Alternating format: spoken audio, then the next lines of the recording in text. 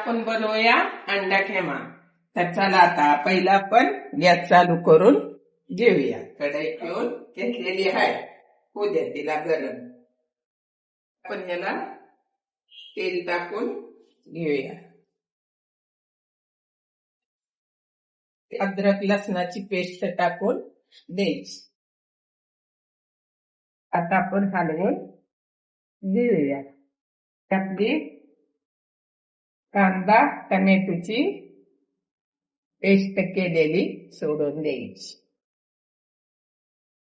त्याला पण छानपैकी त्यात मिक्स करून घ्यायची.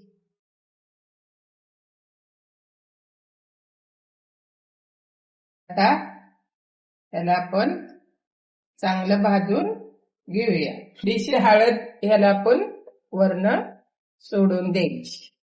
थोडीशी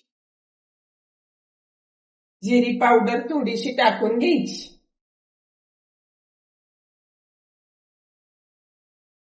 आपली खोबऱ्याची पेस्ट थोडी करून घ्यायची आणि ती टाकून द्यायची. त्याला पण चांगलं हलवून घ्यायचं. आता याला आपण टाकू मिरची पावडर 1 चमचा. आता ही आपली घरगुती चटणी आपल्या बेतानं टाकायची, किती तिखट पाहिजे त्याच्या ह्याच्यावर. याला बारीक चांगला आता होऊन देऊया. थोडं मीठ टाकूया चवीनुसार. हलवून घेऊ. कस्तुरी मेथी थोडी आपण टाकून द्यायची त्यात. छानपैकी असं हलवून घ्यायचं.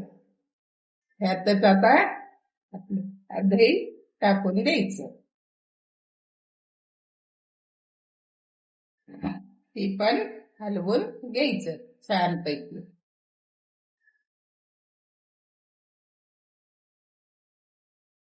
तर आता आपण अंडी सोडून द्यायची. मस्त पैकी झालेलं आहे. अंडी फोडून सोडायची. तर याला आपण 5 मिनिटं झाकून ठेवूया. सगळी अंडी आपण फोडून घेतलेली आहेत. तर याला आता आपण 5 मिनिटं झाकून ठेवायचं बारीक गॅसवर. आपण कोथिंबीर पहिली सोडून द्यायची छानपैकी. तर कोथिंबीर सोडून दिलेली आहे. हे झालेली भात. अंड्याचा खेमा 1 नंबर झालेला आहे, शिजलेला आहे. आता आपण गॅस बंद करून घेऊया. आणि तुम्ही बी नक्की एकदा करून बघा. लाईक करा, शेअर करा, कमेंट करा. खाऊन कशी करून सांगा.